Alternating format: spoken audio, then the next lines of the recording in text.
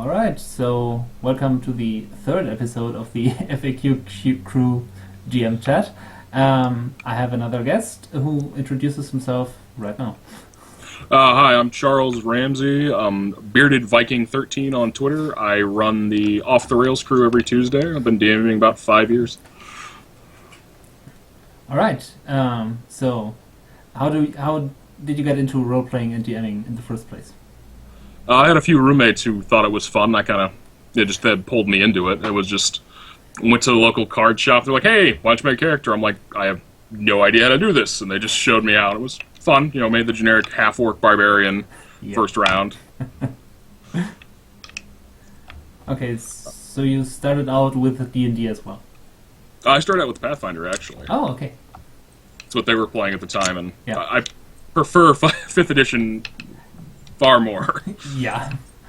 And when did you start, and how did you start DMing? About 5 years ago. It was our DM that night was sick, didn't have much of a voice, and was either that or we weren't going to play. So I threw together this quick, rough campaign. I bought so many rules. I ruined so many things. One of the characters ended up with an army of peasants raiding the castle. And I messed up the wizard's spells and stuff like that because there was defensive casting and all this other stuff. And I got angry because they killed my boss in 3 hits. And I was like, this isn't fun. And I did DM for 6 months afterwards. Okay. So, you say you run the Off the Rails crew at the moment. And do you have your own campaign setting, or are you using something pre-existing? I use my own campaign setting, something that was high school, even writing your fantasy novels and stuff like that. And it was just kind of this idea that was I had a really cool idea for a world and never really got a chance to use it until, this, awesome community popped up and I was able to, hey, why not run some D&D? Yeah. So how did you go about the world building process? Really, it was just one of those things. I take a lot of inspiration from a lot of the authors. I like, Brandon Sanderson, Robert Jordan, Tolkien, of course. And it was just one of those things I see what they did and I saw what they did well. Well, I can build off that and maybe, go into my own direction with some of this new, with some cool stuff. Yeah. Okay. Yeah, oh no. So you went the way not prescribed in the Dungeon Masters handbook, and you went from the outside in? Yeah. I've never really liked modules, because I think I've had a few people try to run them and stuff like that, but it's a lot of information to digest at once, and you got people trying to run the module by the letters instead of improvising and using what they want, leaving what they don't. Yeah. So you end up with these really huge information dumps that are boring, and then you're there's no personality to it. Don't get me wrong, I've played with some people who could run a module and they run them fantastically, but for the most part I'm I don't want to try this for my first stuff. I'll feel more comfortable doing my own to begin with. Yeah. Okay, and you didn't start out with, the Dungeon Masters guys suggests that you start with a village where the players start that adventure and build the world out from there. Yes, okay. And for my current campaign setting, the FAQ crew is hopefully enjoying. I started with the creation, so I went back to Genesis. Oh wow! Yeah, because I had this idea in my head and just went from there. So I really built it outside in. First the big stuff, and then focusing in on the city where they then began their adventures. So you did the same, or? I focused on the city of Portsmouth, the large metropolis that was this large port city. I think that's where they really were. So I kind of focused on the city first, and as they're going on, there's more and more the legends and the myths that are spreading across this stuff. And then I didn't. No, I pretty much with the DM guide. Then I didn't really just run off and here, this is how this thing was created, and we did this. Yeah.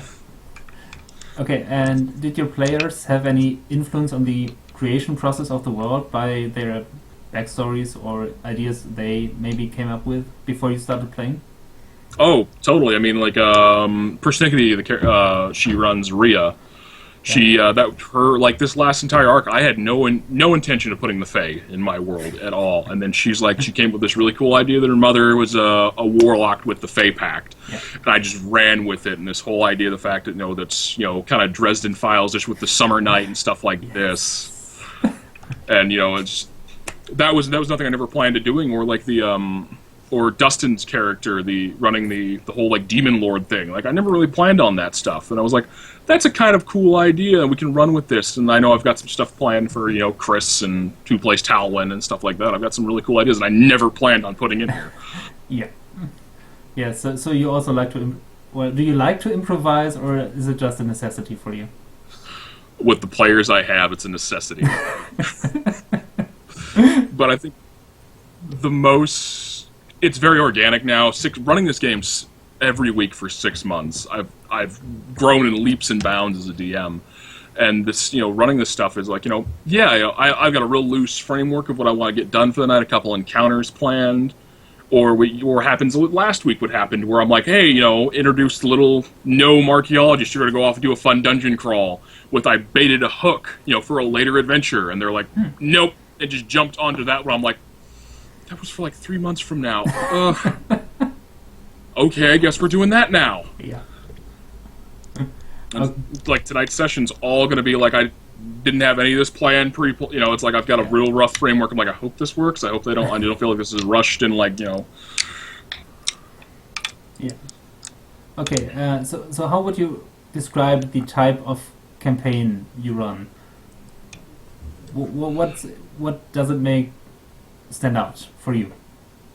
I mean, this is traditional high fantasy for me. This, you've got the ages set up and stuff like that. It's like you've got your age of like high magic and stuff like where the world was this at civilization's at its peak, and then you run through what I call the collapse, which was this this mystical plague that sweeps the entire world and wipes out 85% of the populace.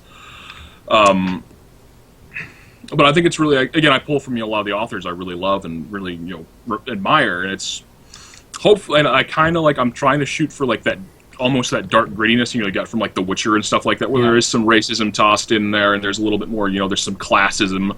I know it's been tossed around a little bit, with Christina Genora's character with the whole like hating nobles and then having a noble in their party. Yeah. All right. So, and what's your focus? Is it exploration? Is it combat? Is it role-playing? Oh, it's a story-driven game, so it is role-playing to a T. I encourage my players to role-play as much as they like, and and I reward them, through it. And but I mean, combat's always fun, though. I think we get a couple sessions where it's just talking and stuff like that. I know some of the other players kind of chafe at it because they're like, we just want to hit shit. And, can I curse and all that? Sure. All right, fantastic. They just want to hit stuff, and they're like, the role-playing's a second to them. They're more of the tactical-based combat and stuff like that, which I love doing. Like I've had some really ridiculous fights where, killing players and such. Yeah. But I think it just, I think the story-driven game works better with some of the stuff that I'm trying to do.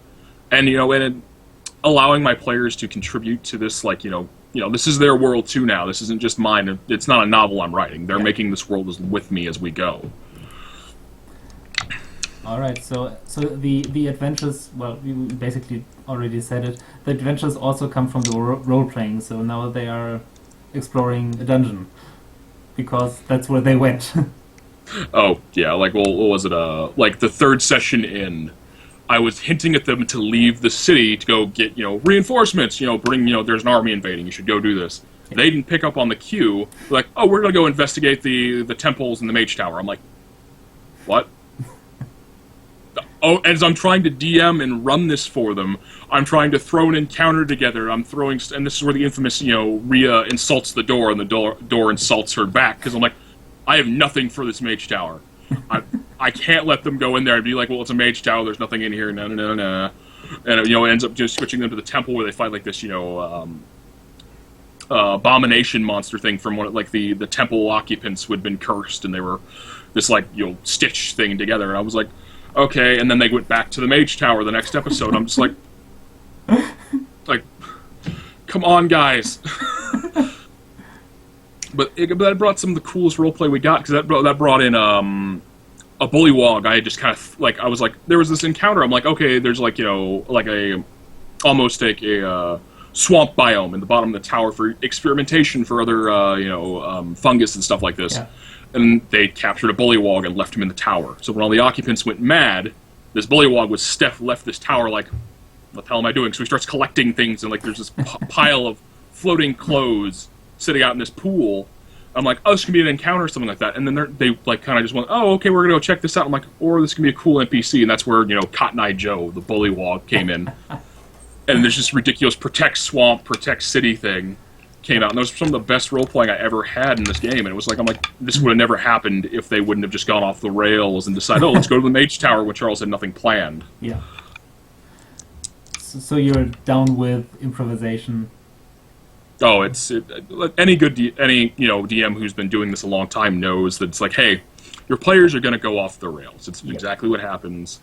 And there's, if you're going to try to railroad them and shove them back on there, no one has fun.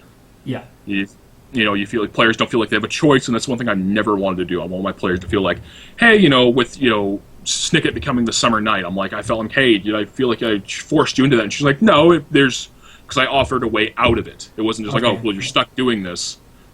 Deal with it. It was like, no, there's an option out. And the same thing when Dustin and her contracted lycanthropy. It was like, there's a way out of it if you choose to. And I'm not going to, shove you down this path where you're like, oh, well, now I got nothing to do. Well, fuck it. Yeah. All right. And do you see any... I think Authorized Crew is online DMing, right? You play online? Yeah, we use Roll20. Yeah. Do you see any difference in your DMing style between Roll20 and Round the Table? Yeah, I do, because like with Round the Table, I'm a guy who ends up with like 6 books open in different pages and stuff like this, where I'm trying to like balance all this stuff. With online, it's a little bit easier for me because I got my tabs open for my notes, my spells that the enemy may be using, or I can, oh well, crap, there's a rule I need to look up. I can just type into a PDF real quick and search it up. But there's also some lacking things, like where I feel like I do a lot of grand gestures when I'm doing this in this little tiny camera window. They missed like 90% of them, so I feel I'm an idiot, just like... Yeah. I mean, I feel I prepare more when I DM on Roll20. When I'm around the table, I have, blank battle maps, and whatever happens, happens. But for Roll20, I feel you have to be a bit more prepared with the locations you might end up being in. Which, I mean, yeah, it totally is. And also with the whole thing, like our first couple of games in, like, I had, like, a random person pop into chat and was like, hey, I love the fact it's all roleplay, but I'm just staring at a white screen this entire time. Hey, can you put, like, a battle map or a map of the world? And I'm like, huh. And that's when I started, like, peeling, like, for the locations they're at, I'm like, okay, we're just going to throw a cool background up there, so, hey, this is your location. Yeah. And I feel like that in real-life DMing, I don't get that option of being like, hey, well, here's a visualization of what I think this is going to be. Yeah. Then you're resting entirely upon my, crap descriptions sometimes of, like, what you're doing. Yeah. All right. So, next question. How do you deal with player death? I've had 3 player deaths in my entire time of DMing. 2 of them were in one-shots, which were funny. Yeah. Where it was ridiculous, and the great thing is it's been the same players died twice. All right. Oh, it was Mike Decretio, the guy, MD Film Blog, who I killed twice. It was the first game I ran in 5D was like, hey, Half-Ash Crew, the one we play with Becca and Aaron, everyone like this, was on hiatus for a long period of time because work schedules and stuff like this. Yeah. I'm like, hey, we want to play some D&D. I'll run something. I'm still new to 5E. Let's try this. Became the never-ending one-shot where we ran like 5-6 games. At the end of this, I was like, okay, you got a demon commander, this ancient crystal, you should have fun. And the whole thing was that once the demon commander died, he would revert the next round back to half health. He's like a zombie. Mm-hmm. Well, he ends up grabbing Mike and just continuously headbutting him until Mike dies. And I'm like, okay. And then the other one was Mike. Stupid failed checks left and right. They end up falling down a 400-foot well and splat. Yeah. And you're like, didn't plan for that to go, but it happened. And the one that it happened in the Off the Rails crew is when I killed Rhea. Mm-hmm. And that was probably one of the most sad things I've ever had to do, because it was, and I got a lot of flack for, because the way I did the rules was because she had been pulled into lava, she went unconscious when she fell. Yeah. They pulled her out the next round, but then she was still taking periodic damage from the lava. Well, the way I read the rules was like, if you take damage, it's 2 saves. But if you get hit, it's 2 failed saves. Damage is 1. Yeah. You know, high stress moment, didn't read the rules right. And she failed her next save, so she died. And I got a lot of flack for it. I was like, one of those things, I'm like, no, this is a DM call, this is the way we're running this right now. I don't like killing players, but... And then there was a lot of good role-playing that led to, because Janora had this, Christina's character, had this skull she'd been carrying around for this longest time. And all I wanted a Bob in the game. I wanted this air spirits. I was like, it's maturing over time, it's gaining sentience. Everyone thinks it's evil, but I'm like, it's just a flippin' information spirit. It's supposed to be fun and hilarious. And she's like, help me. And I'm like, okay, roll percentile die. And she rolled a 95. I'm like, this is going to be a 10% chance, 90 to 100, that this works. And then the skull was able to suspend Rhea's soul long enough. And then Dustin's sitting there texting me saying, hey, this is, we're fighting the big bad guy from his backstory, Belial, the guy that possessed him and made him kill his tribe. And he's like, hey, I want to switch places. I want to die to save her. And I'm like, wow. Okay. Because, they're in this, like, pocket dimension between, like, halfway between the 9 hells and their world. I'm like, okay, boundaries are weak, this could work. So they switch places. So he dies, Rhea's brought back. And then there's this huge thing where we run through, and it's like, okay, he's rolling percentile dies. And if he rolls over it was 33%, he'd keep walking into the light. And if he would, another one, he'd stay. Another one, he would come back. And this ran for like an hour of them, dealing with this role play stuff like this, dealing with the fallout, and, Janora and him run off to the local, this village is just 4 days off from where this is. And I'm constantly rolling to see how long the spirit's holding his life at limbo. Yeah. And it worked out, and he ends up coming back and resurrecting, the local clerics resurrect him. But it was just this really long skill challenge. I'm like, I hate killing players. I do. It's not a cool thing. Right. If it happens, it happens. But I don't want it to feel like the player was like, well, you whatever, you got gibbed in one shot. There needs to be. Yeah. So, do you use special resurrection rules like the Mercer rule, or does it just work? I like to. It depends on the situation, really. I mean, if it's just something like, I know there was a time when they were trying to save an NPC, and I'm like, they could have resurrected him, but I was like, nah. I'm gonna I was kind of the components where you guys don't have diamonds around this spell, so you're not gonna be able to do this. Yeah. But for a player death or something like that, I'm like, yeah, we're gonna. If you got a cool way of trying to figure this out and do this, sure, let's try this. We'll make a skill challenge out of it. Yeah.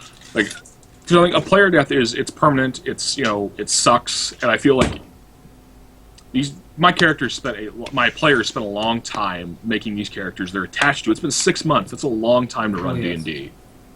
And these guys, I love these characters. I love them, and it's one of those things. It's like, well, if I kill one of these guys, they're gonna hate me forever, and I'm just gonna be, which I know it won't. But for me, I'm like, oh god, I just killed their child. They're going to hate me. Yeah, I know that feeling. In my real life campaign, that happened. It was just bad roll after bad roll. It started with a failed save, then 3 failed death saves. I think the last one even was a natural 1. Oh. Not that it mattered. And then they brought the body to a temple. I did the thing because I think after a while it shouldn't be that easy. I mean, Revivify is like a magic defibrillator. The person is dead 1 minute, so and bring him back. But it was longer than that. So, and then I did the whole ritual thing, and yeah, even that roll. I mean, 2 players failed their influence rolls, and even the last roll for bringing him back, or her, the player's character, didn't work. Well, dice go against you sometimes, and I feel bad by it's like you fudged the roll, but no, and it needs to happen. But in that case, we all agreed it was fair in a way, because we tried everything and just didn't work. But that should be a made thing. Is your players should feel that it's fair, it's just, and it's not just like, oh well, that I died, I had no choice in the matter. Yeah, right. That's kind of the way I feel about even with me playing. I'm like, if my character's gonna die, he's gonna die sooner or later. It's not a question of if, it's a matter of when. Yeah. I want it to be as cool and as ridiculous as possible. Yes. If I'm gonna die, I want to die jumping off a 400-foot building, sliding down a rope, and trying to cut some guy's head off, not just be like, oh well. Yeah. I agree with that. Okay, so do you have any favorite anecdote to share for being a DM and or being a player? For being a DM, I think this is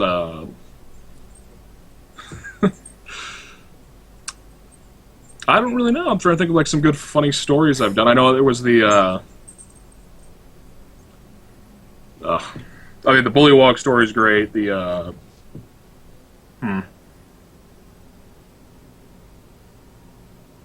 God.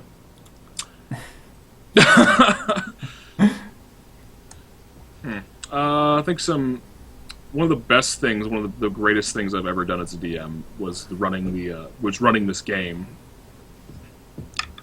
Was when actually was killing Rhea. Was one of the most emotional and brutal things I've ever done. And I think the joke's been was the last arc was Breaking Bard, because it was all just this feel stuff like this, and it was a lot of coming up with a lot of stuff on the fly for a lot of this stuff. I mean, I think the resurrection rules were on the fly. The skull thing on the fly. Yeah. I think it's just. But as a player, I've got a lot of ridiculous stuff. I think we were playing Strahd like 3 weeks back. Yeah. And we were escaping the Death House. Mm-hmm. And I'm playing a human barbarian, and the idea of the fact is he's stupid. He's got like an intelligence of 8. Yep. And I'm like, okay, I had this really ridiculous idea. We're trying to escape the house, and there's balconies. And I'm like, well, if I'm raging, I take half damage from bludgeoning damage. That's what fall damage is. Yeah. How tall is the building? About 3 stories. So I'm like, that's 3d6.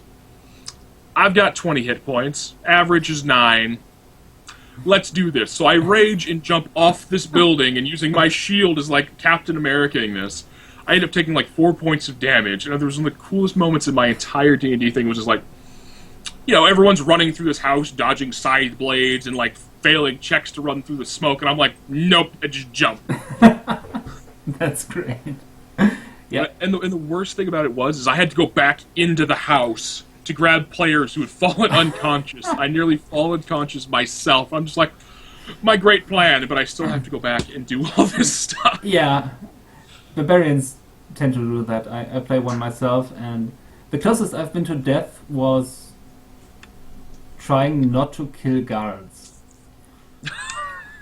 Because he has a criminal background, and he saw some members of a rival gang on the marketplace, and they pissed him off in the past, so he raged and attacked one of them, as a barbarian is wont to do.